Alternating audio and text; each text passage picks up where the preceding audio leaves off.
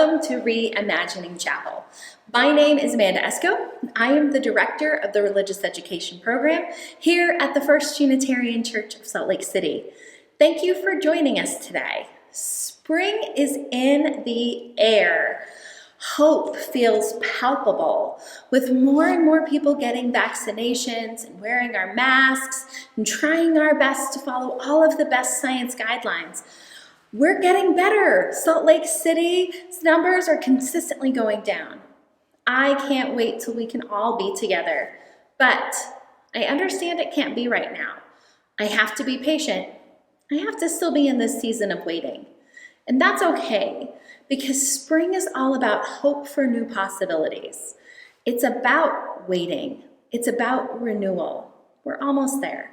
We're so close. We just have to be patient a little bit longer and hold on to that light of hope.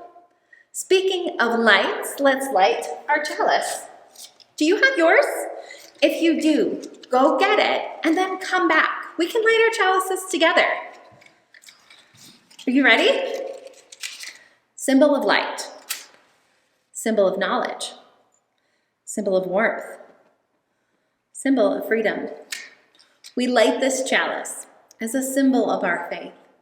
Here we gather to celebrate hope and the infinite possibilities of love. We talk about that hope and that light and this new becoming. I want you to think about that. I want you to think about that in regards to yourself. The theme in religious education this month is becoming. Who are we becoming in this future? Who are we becoming in this new normal? These are really big questions that we're going to look at this month. Today is no different. So as we're thinking about who we are becoming, keep those close to yourself. Now, one way that I am help grounding myself currently is that I am setting times throughout the day when I'm stopping and taking a few meditative breaths. It's helping me ground myself in where I am and what I want to be focused on. Let's do that together right now. So, I have our bell here. We're going to take a deep breath in through our nose, and then we're going to breathe it out as I ding my bell. Are you ready? Now you can do this sitting, you can stand up, however feels best for you. I do it different ways all the time, depending on what my mood is, where my energy's at. It's just about taking the moment to breathe and be with yourself. So, taking our quiet moment, let's take a deep breath in through our nose, out through our mouth. Let's do that 2 more times. Deep breath in through our nose, out through our mouth.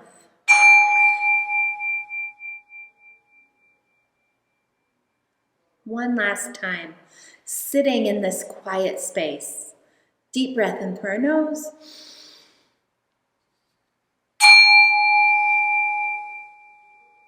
out through our mouth.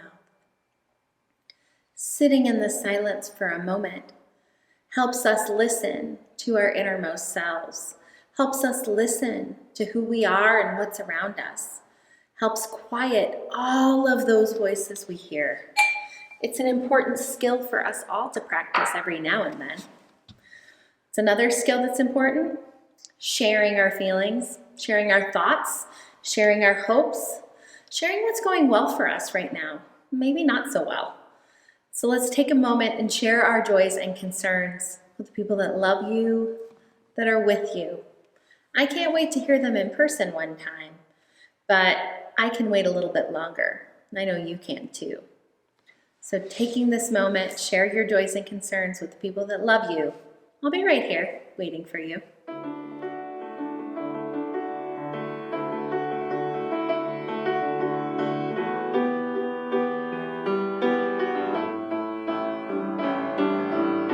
Thank you for sharing your joys and concerns.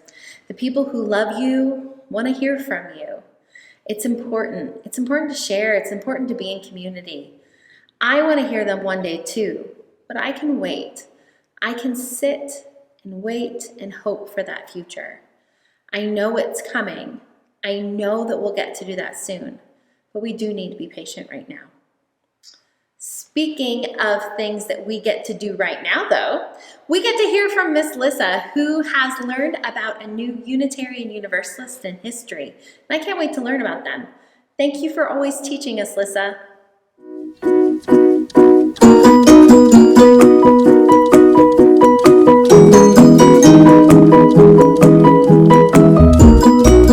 I'm Lissa Lander, the Religious Education Assistant at the First Unitarian Church of Salt Lake City. Thanks for tuning in for UU of the Week, a regular feature of Reimagining Chapel. This month's theme of becoming included a quote from Albert Schweitzer that I love. It says, "The path of awakening is not about becoming who you are. Rather, it is about unbecoming who you are not." The idea of unbecoming who you are not has been stuck like an itch in my consciousness ever since. So, after looking up at his picture, up on our UU of the Week timeline for so long, I decided to learn more about Albert Schweitzer. It turns out that he is just an honorary member of our church, but his life's work and the story of how that came to be were both so interesting that I couldn't help but share them with all of you. Albert Schweitzer was a polymath, a word which was invented just for people like him who made significant contributions to so many different fields of study that it's difficult to label them any other way. He was a humanitarian, theologian, philosopher, organist, musicologist, physician, and scholar. Albert Schweitzer was born in 1875 in Alsace. At the time, it was a territory of the German Empire, but later became a territory of France after World War I. Schweitzer's early education focused on music. He played the piano and the organ, and in 1906 he wrote a pamphlet on organ building that inspired sweeping change across the industry. Schweitzer was a founding member of the Paris Bach Society and also traveled to Barcelona, Spain frequently to play the organ at the Bach concerts of Orfeo Català. At the same time, Albert Schweitzer also studied theology and became a deacon at a Lutheran church in Strasbourg. As a theologian, Schweitzer challenged traditional Christian views of Jesus, insisting that stories about Jesus should be studied rationally and in the context of Jewish culture and history. He ultimately concluded that the life of Jesus must be interpreted in the light of Jesus' own convictions. Schweitzer wrote that the Jesus of Nazareth, who came forward publicly as the Messiah, who preached the ethic of the kingdom of God, who founded the kingdom of heaven upon earth and died to give his work its final consecration, never existed. He is a figure designed by rationalism, endowed with life by liberalism, and clothed by modern technology in historical garb. This image has not been destroyed from outside. It has fallen to pieces. This radical view of Jesus led Albert Schweitzer to develop his philosophy called Reverence for Life. Schweitzer said, "Reverence for life affords me my fundamental principle of morality, namely, that good consists in maintaining, assisting, and enhancing life, and to destroy, to harm, or to hinder life is evil."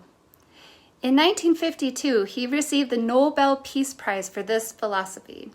Rachel Carson was so inspired by Schweitzer and his philosophy that she decided to dedicate her book, Silent Spring, to him. This book is often credited with sparking the environmental movement in America, which is a cause that is obviously near and dear to UU hearts. The Reverence for Life philosophy also inspired Schweitzer to become a doctor with the intent of spreading his ethical interpretations of Jesus' life and work through providing healing medical care to people in need rather than preaching to them from the Bible. Schweitzer founded a hospital in Gabon, which at the time was a French colony in Africa. He split his time between Africa and Europe, where he also teamed with Albert Einstein to stop the use and testing of atomic bombs. But eventually he moved to Africa permanently to work in his hospital. The Church of the Larger Fellowship, which is an international congregation of Unitarian Universalists, offered Albert Schweitzer an honorary membership in 1962 because of all of his work and his philosophy and everything that he contributed. Dr. Schweitzer replied, "I thank you cordially for your offer. I accept with pleasure. Even as a student, I worked on the problem and the history of the Unitarian Church and developed sympathy for your affirmation of Christian freedom at a time when it resulted in persecution. Gradually, I established closer contact with Unitarian communities and became familiar with their faith in action. Therefore, I thank you that through you I have been made an honored member of this church." Albert Schweitzer's philosophy of reverence for life and consistent defense of liberal religion has spoken to UUs for nearly a century. He was a lifelong Lutheran, but also wholeheartedly accepted membership in the Unitarian Universalist Church of the Larger Fellowship. We'll take it. And we are thrilled to add Dr. Schweitzer as an honorary UU of the Week. Be sure to check out uuoftheweek.org to learn about more fascinating Unitarian Universalists. And thank you for watching Reimagining Chapel. The theme for religious education this month is becoming. And I have a really big question. Who are you? Let's see what's inside our wonder box. Maybe it can help us answer this gigantic question. Oh, it's a mirror. This question of who are you has been rattling around inside my head for a few weeks.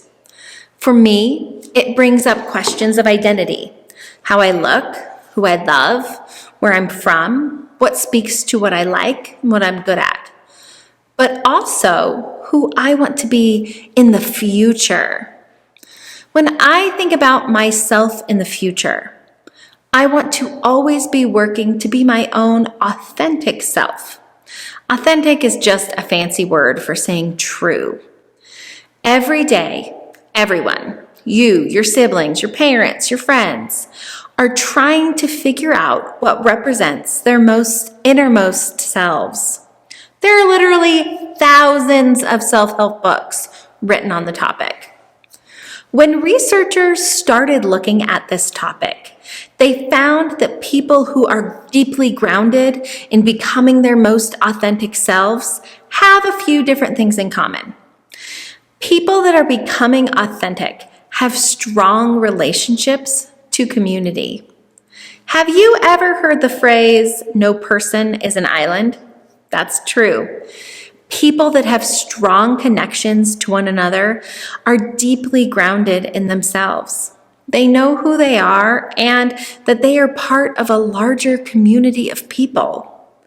In our faith, we like to think about that as our interdependent web of existence.